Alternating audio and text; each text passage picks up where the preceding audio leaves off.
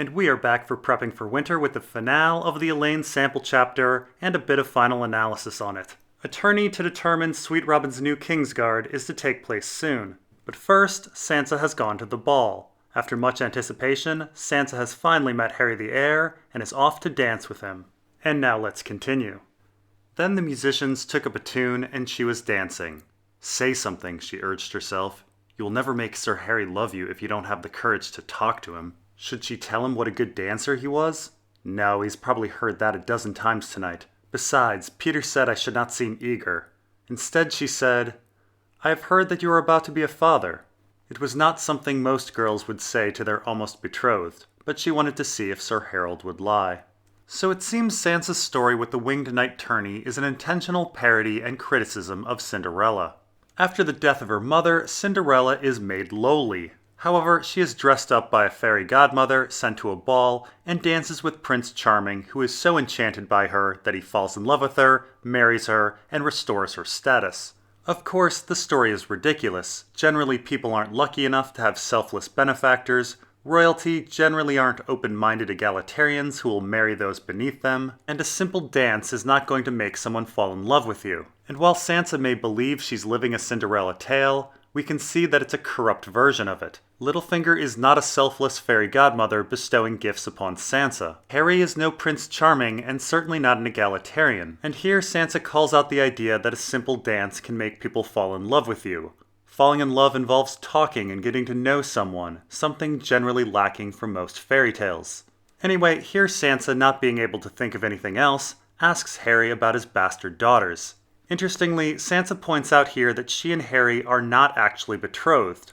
She says they are almost betrothed. This is because the betrothal requires Harry's approval, something that seems quite unlikely given Alayne's bastard status. For the second time, my daughter Alice is 2 years old. Your bastard daughter, Alice, Alayne thought, but what she said was, that one had a different mother, though.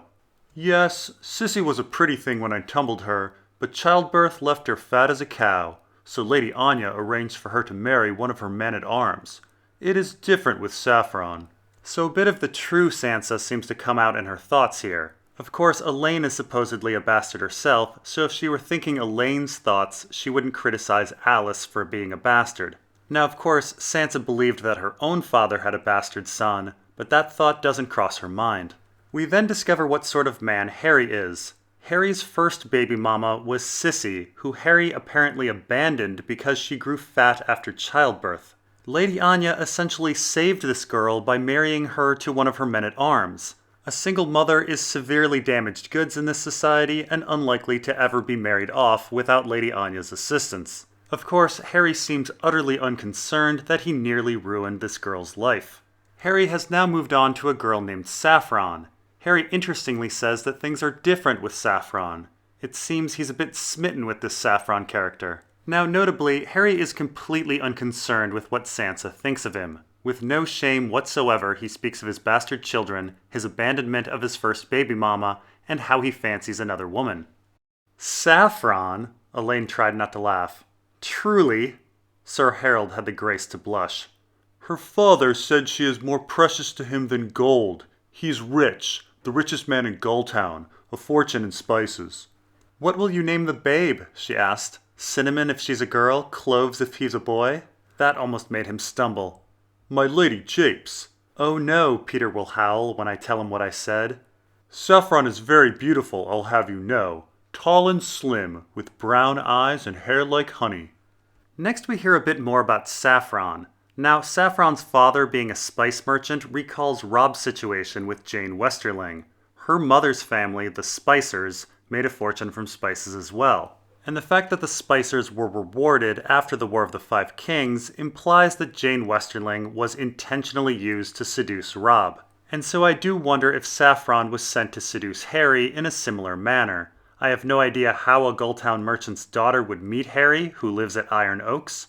And it's of course quite notable that he's a merchant from Gulltown. Littlefinger, of course, was the customs officer at Gulltown and made many friends there. These two men definitely know each other and are likely good friends. And so it makes me wonder if Littlefinger was perhaps part of a scheme to make Harry less desirable to others by making him a father to another bastard. Or perhaps Saffron is Littlefinger's spy at Iron Oaks. Of course, it's possible that this merchant is just a power player himself. He is, after all, the richest man in Gulltown. To have his daughter married to the Lord of the Vale would be a powerful match. Perhaps he just wants Harry to lower the duties on spice imports. Now, Harry is not shocked about being asked about his bastards, but Sansa is able to knock Harry off guard by mocking Saffron's name. Harry counters and says that Saffron is beautiful with hair like honey, which recalls The Bear and the Maiden Fair, a song where the maid had honey in her hair. This is also, by the way, a song about dancing and rape. Alayne raised her head. More beautiful than me? Sir Harold studied her face.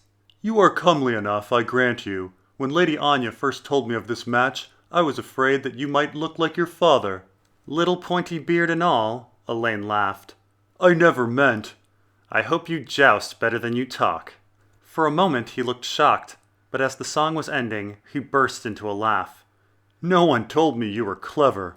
He has good teeth, she thought, straight and white, and when he smiles, he has the nicest dimples.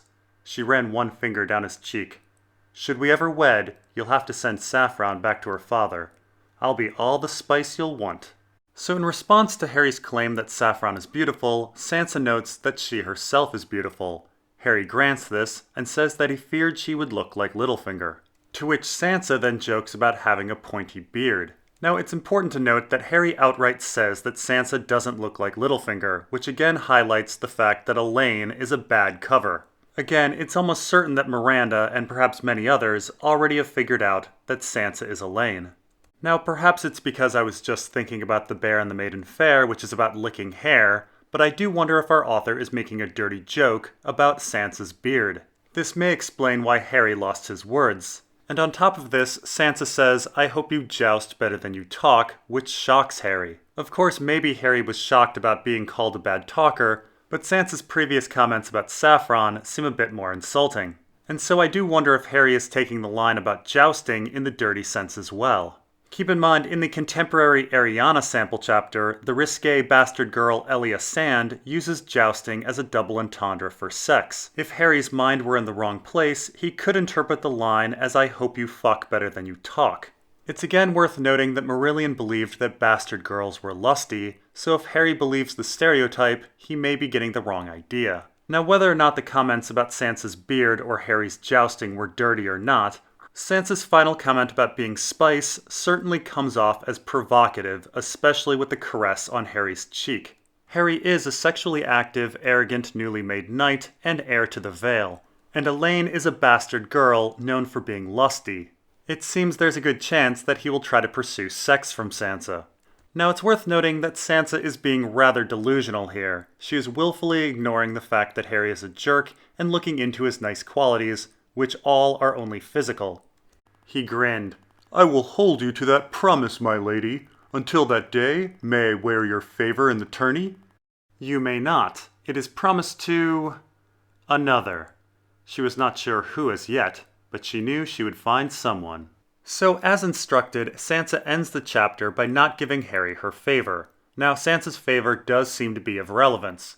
We actually have several instances of people wearing favors in our story, and the psychological effect seems to be noteworthy. Brandon wears cats before defeating Littlefinger in a duel, Jorah wears Linesses during the Lannisport tourney and wins, Alan Ambrose wears Eleanor Tyrell's favor during the Battle of the Blackwater and does well, Bonifer Hasty wears Rhaela Targaryen's favor and wins a tourney, Criston Cole wore Queen Alicent's favor and won a tourney as well. Wearing a favor seems to cause a person to overperform, as it heartens them and makes them more fearless. And Barristan Selmy, a jousting expert, also confirms that a favor is one of the many little random things that can influence a tourney.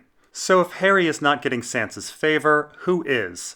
Well, the tourney has 63 other knights, but Littlefinger did tell Sansa to give it to some other gallant to make Harry jealous. Now, as it happens, Sansa did call the Sunderland brothers gallant, and she found the youngest Sunderland very attractive. In fact, the youngest Sunderland is one of 3 men at the tourney that Sansa notes is attractive, the others being Harry and Byron the Beautiful. And so I'm guessing that the youngest Sunderland gets Sansa's favor, which would also fit quite nicely with how I see the tourney going down. So now that we are finished with the text, let's talk about the tourney. Sansa tells us that there are 64 competitors competing for 8 spots. Now, many jousting tournaments have an odd number of competitors, and these are usually challenge-style tournaments, like Harrenhal was. Challenge style is a wacky system of ranking people in tiers and allowing people to challenge those in the tier above. However, the Winged Knight Tourney has 64 competitors for 8 spots, which allows for a simple single elimination system. With 64 competitors, it would take 3 rounds of single elimination jousting to determine our 8 Winged Knights. Now this still means there will be quite a few matchups, 56 in total. Assuming each takes 15 minutes, we're talking about 14 hours of jousting, which would require a couple days. Yes, it's possible that some of these matchups could happen simultaneously. Still, the Hands Tourney and Harrenhal were multiple days, so I'm assuming that this tourney will be multiple days as well. At least 2, probably 3 or 4.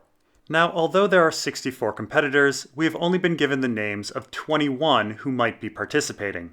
They are Sir Harold Harding, Sir Michael Redfort, Sir Marwyn Bellamore, Sir Andrew Tillett, Sir Lyman Linderley, Sir Edmund Breakstone, the 3 Sunderland brothers, Sir Other Shett, Sir Ossifer Lips, Sir Roland Waynwood, Sir Wallace Waynwood, Sir Shadrach the Mad Mouse, Sir Byron the Beautiful, Sir Morgoth the Merry, Sir Lothar Brune, Sir Targon the Half-Wild, Sir Albar Royce, Ben Coldwater, and Sir Lyn Corbray. Now, a few of these men might not be participating, but we know that at least these 21 are here and eligible. Now, there are other important characters from the Vale who might also be participating, though we hear nothing of them. These are relatively young knights who are important enough to be listed in the appendices. They are Sir Edmund Waxley, Sir Lucas Corbray, Lord Gilwood Hunter, Sir Eustace Hunter, Sir Harlan Hunter, Sir Jasper Redfort, Sir Creighton Redfort, Sir John Redfort, Sir Simon Templeton, Sir Donal Waynwood, Sir Andar Royce, and although not listed in an appendix, there is a character living in the Vale from House Windman. He was there for Tyrion's trial in the Vale, and the house has a jousting history, so he might be around. Now, looking at the 21 men who are definitely here, I can say that Littlefinger's dream Brotherhood of the Winged Knights would be Sir Harold Harding, heir to the Vale, Sir Michael Redfort to keep House Redfort of the Lord's Declarant in line, Sir Roland Waynwood, a hostage to keep House Waynwood of the Lord's Declarant in line,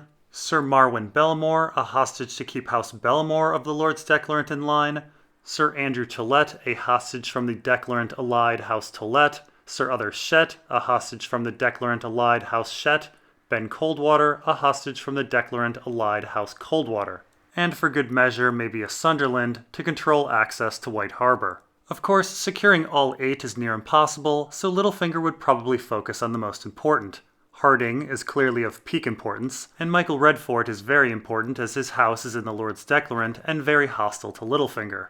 If House Hunter or Templeton were competing, they might be up there as well, but we have no references to them being here. Bellamore is somewhat important, but it seems Littlefinger has already converted them to his side, and Marwyn Bellamore is already at the Gates of the Moon, serving as the captain of the guards. Anya Waynwood, though, still seems undecided about Littlefinger. Despite the debt problems that House Waynwood has, Littlefinger is not confident that he has them on his side and simply hopes Lady Anya will die, which is not really likely considering she's relatively young. So if Littlefinger were trying to secure the most important hostages, he would want Harry Harding, Michael Redfort, and Roland Waynwood, and hope that a couple others from his dream team would make it as well.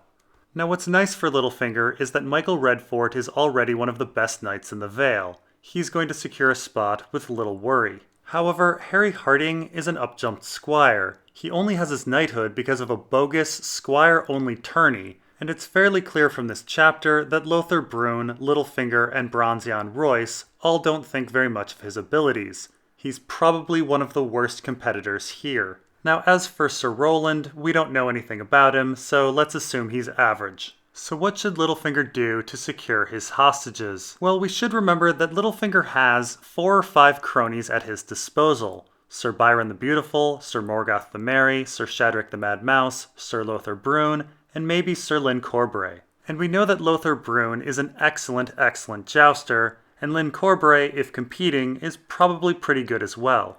Additionally, Littlefinger has invited some people that he probably thinks are very bad at jousting.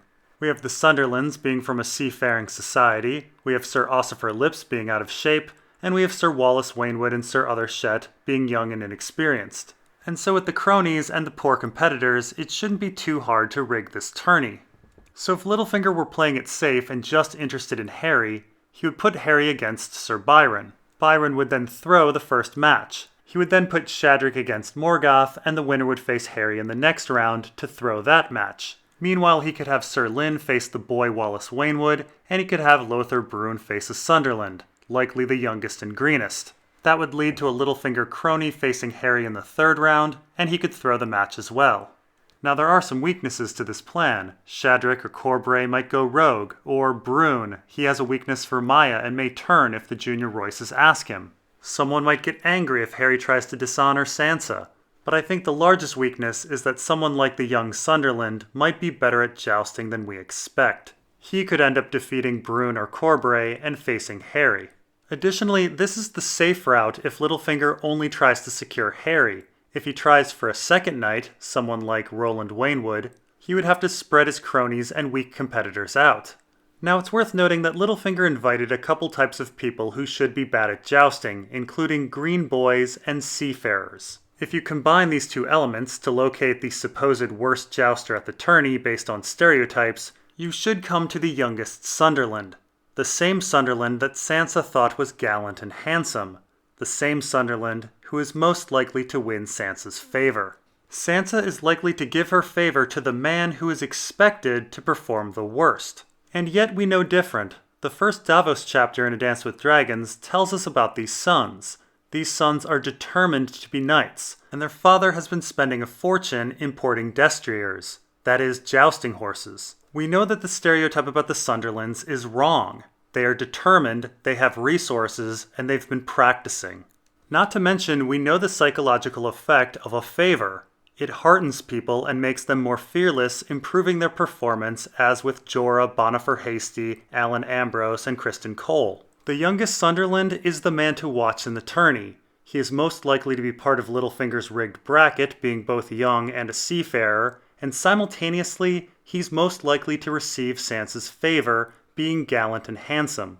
And of course, the Davos chapter has told us about his true, determined nature.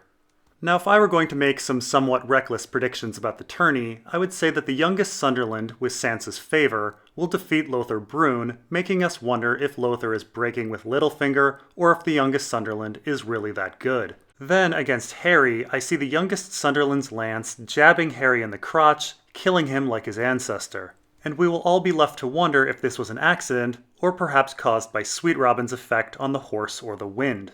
And after this, I see the Vale getting rather chaotic. There's a possibility that Sansa's Cinderella story will end with the revealing of the shoe that fell from the moon door. We could also see Sweet Robin declared king of the Vale and Rivers, and Alayne being legitimized to become the heir of Harrenhal. And Harrenhal is just one more castle in the Riverlands that the Vale Lords could claim. There is of course Riverrun as well, and the Vale has many connections to the Freys. And we have to wonder when Shadrick will make his move, and if Brienne or Jaime will show up. Not to mention there's the lurking Vale Mountain clans, and the fact that the Sunderlands have a Blackfyre past. Should a couple of them make it into the Brotherhood of the Winged Knights, it could be significant for Sweet Robin's rule. And so we have a lot to look forward to in the second Alayne chapter in the Winds of Winter. And we are finally finished with our longest sample chapter Alayne. My Patreon supporters voted, and next time we'll be covering Victarion. So next time we're off to Slaver's Bay. See you then, and thanks for watching.